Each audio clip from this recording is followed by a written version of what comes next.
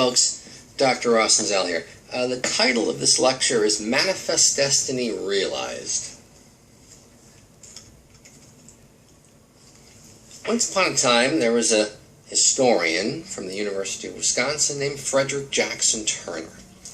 Frederick Jackson Turner had a theory about the American West, a theory that was not necessarily unique.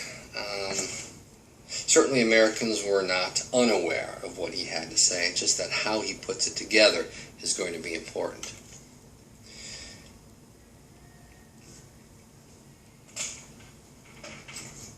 Frederick Jackson Turner is going to give a presentation on the significance of the frontier, entitled The Significance of the Frontier, at the World's Fair in Chicago, the Columbian Exposition, 1893. And this is the first paragraph. Here's what he said. The existence of an area of free land, its continuous recession, and the advance of American settlement westward explain American development. Well, that's the essence of his frontier thesis.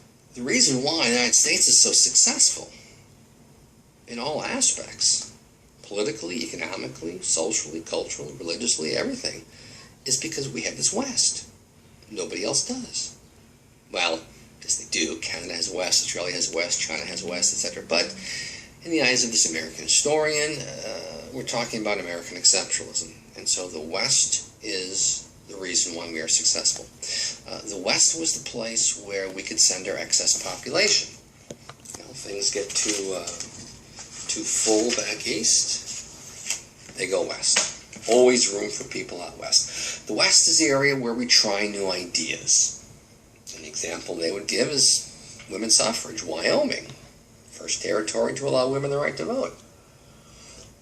And then it just spreads throughout the West. Idaho and Washington and Oregon and Arizona and Utah and Colorado. And I don't believe the first state east of the Mississippi to grant the right to vote to women. I think that's New Jersey.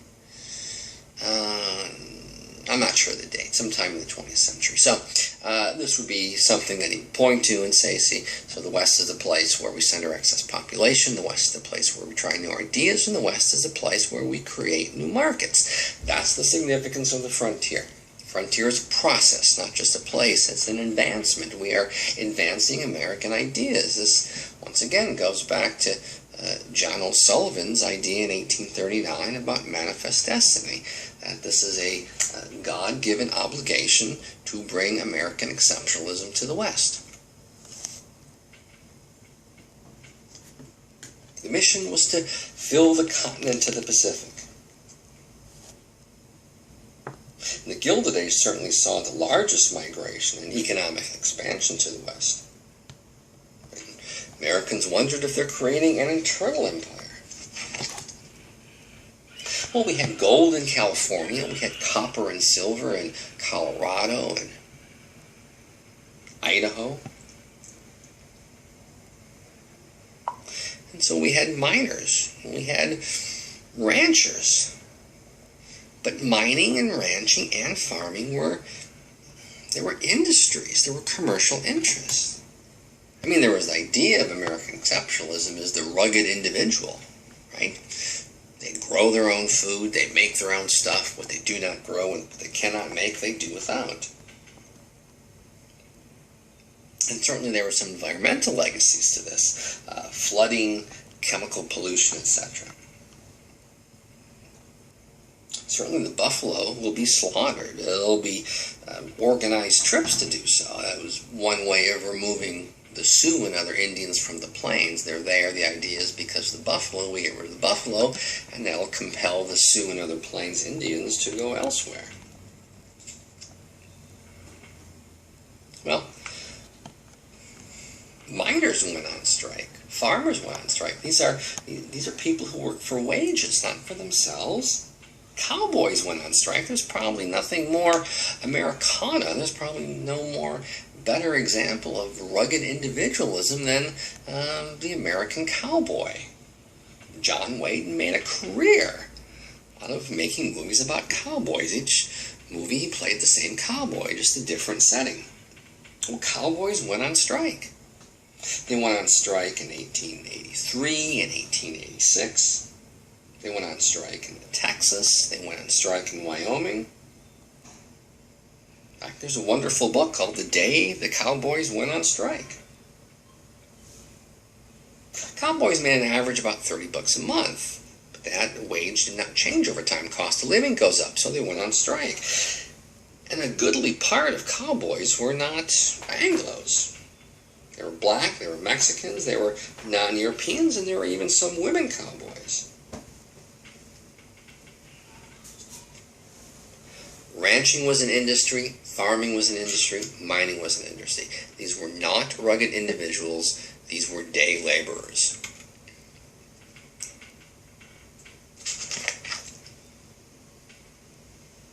Once again, not all rugged individuals, as Turner argued,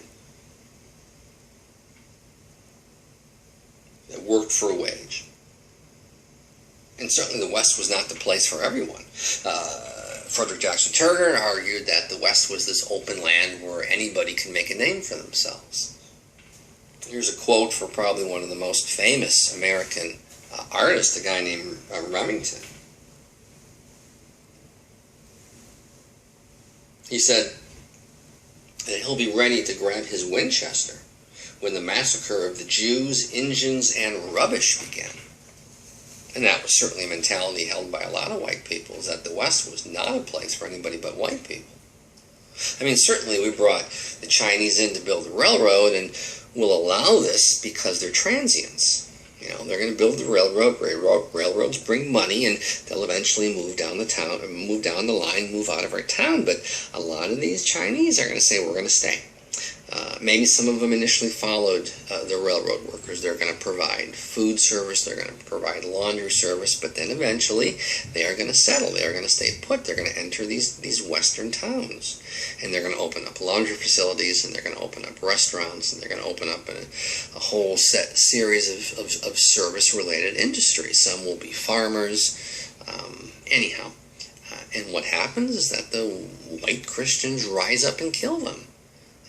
It happens throughout the West, to the extent in which the federal government has to send in federal troops to stop white people from slaughtering the Chinese. Probably most well known is the massacre in Tacoma, Washington, in which the good people of Tacoma just went from house to house killing Chinese, and those they didn't quite catch, they put on a boat. We're talking about American citizens now, to send them, quote, back to China. Same thing with African Americans, the Buffalo Soldiers. At first, the Buffalo Soldiers are needed. They are the tip of the spear at pushing the frontier further west and advancing Americanism, is getting the Indians out of the way. Until that's done, and then a lot of the Buffalo Soldiers want to settle, and now local white populations, communities, whatever you want to call it out west, they do not want black people living there. So the West was certainly not this place for everybody.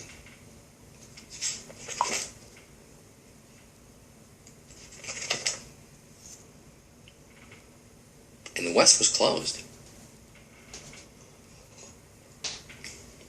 In the census of 1890, the federal government concluded that there were 2 people living per square mile west of the Mississippi.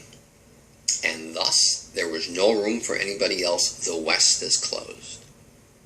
Now, according to the census of 2010, Houston had 3,000 people per square mile, and I'm guessing since 2010, a few more people have moved to Houston.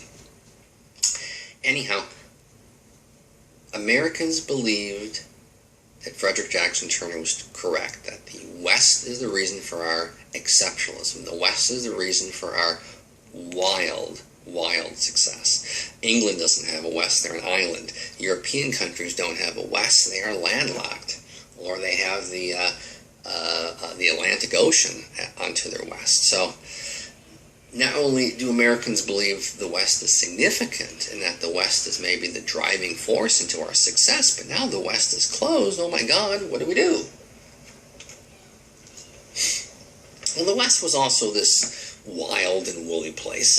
We don't have a lot of police. We're really not going to have a public police force, at least in the cities, really until the 1880s or 1890s, because the police are simply an armed extension of the government, and most Americans did not believe or did not want to have an armed extension of the government patrolling their streets. So there was a lot of frontier justice, meaning when someone did something wrong to you, you would get a bunch of your buddies and go out and take care of it. Well, there also was a tremendous amount of crime, like Jesse and Frank James. They are ex-Confederate troops who will spend a goodly amount of time from north to Wisconsin to south in Oklahoma, robbing banks, robbing railroads. Relatively successful.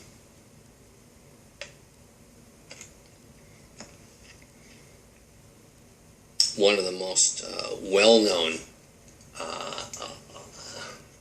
highwaymen, one of the most successful thieves, at least in Texas, was a guy named Crawford Goldsby. He also went by the name of Cherokee Bill. Now, Crawford Goldsby was multi-ethnic or multi-racial. He was white, he was black, he was Indian. A little bit of all three. He actually fought for the Confederacy. During the Civil War afterwards, he joined the Buffalo Soldiers and spent some time in Kansas and Texas. But he will eventually part ways with the military and launch his career as a murderer and as a thief. He's on the Texas Rangers top 10. He may have even been number 1 at one point. And he was also a chameleon. He was able to blend into the community based on his multi-ethnic background, always explaining why or how he got a little bit of this or a little bit of that. So anyhow, he's going to be captured, and he's going to be tried, and he's going to be found guilty, and he's going to be sentenced to death, and will hang, I believe, 1896. But probably the most famous, at least nationally famous, was a group led by Robert Leroy Parker. That's him on the right in the front, known as Butch Cassidy, and his co-leader is on the far left, seated the Sundance Kids. They had a Sundance Kid. They had a gang known as the Wild Bunch, and they robbed banks. They robbed railroads. They were very successful. Look here. Look at this photo. They're not portraying themselves as thieves or murderers. They're portraying themselves as middle-class businessmen. I mean, they are wearing three-piece suits. They are wearing pocket watches. They have the bowler hat. They have the trappings of a middle-class administrator, someone that just got that new degree, a master's in business administration from the University of Chicago. This is how they're portraying themselves in the picture, not as murderers, not as thieves. Well, when the federal government announced in 1890 that the West was closed, and Frederick Jackson Turner made it popularly or well known in 1893, a man named Alfred T. Mahan and Teddy Roosevelt were most affected by this realization. Alfred T. Mahan wrote a book trying to explain why empires existed. The Roman Empire, the British, the Spanish, and he said all these empires were empires because they had large, strong, powerful, offensive navies, and we're lacking that. And so if we had a navy, then we'd be able to expand our borders. Well, a young government official who rises to the number 2 in the Naval Department, Teddy Roosevelt, does exactly that. He helps to create the modern Navy we have today. 1893, the American West is closed. Oh my God, what are we going to do? What are we going to do? What are we going to do? Without the West, we have no place to send our excess population. Without the West, we have no place to try out new ideas. Without the West, we cannot make new markets. Economically, politically, socially, every aspect of American life is over, and we are going to be as old and outdated and antiquated and iconoclastic as the English or the Spanish or the French, unless we find our new West. 1893, the West is closed. 5 years later, we go to war with Spain, in part over Cuba, but primarily for our new West, the Philippines, which is another lecture.